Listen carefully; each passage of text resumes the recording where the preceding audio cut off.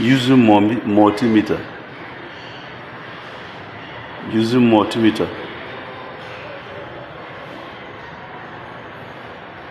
Voltmeter reading.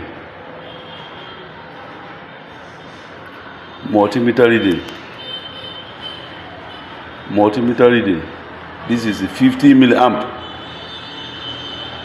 This is a 0.17 volts. How to use multimeter to measure milliammeter. If you look at the terminals now, this is common, black to it. This is red. You can see milliammeter. Then you tune the pointer to 200 milliammeter.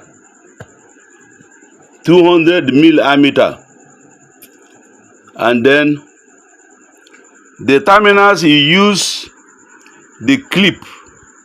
You use the crocodile clip to connect it to the terminals of the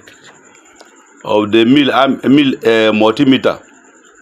When you connect it to the circuit in series with the circuit, then whatever you are reading will be in milliammeter.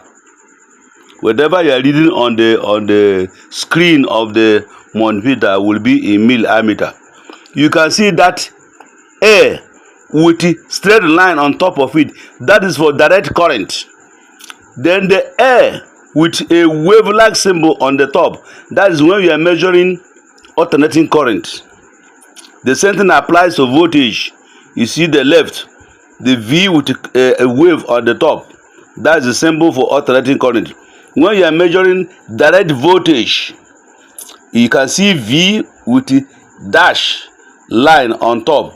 You are measuring direct voltage. So that's how to use it. If you want to measure the resistance of a wire, for instance, if the WAEC asks find the resistance of per unit length of the wire, what they simply do is that you use this in measure 1 meter length, connect it, and tune this to 200. This place, you tune it to this place, 200. So you are measuring within that range. So that will give you the resistance per unit length of the wire. Direct.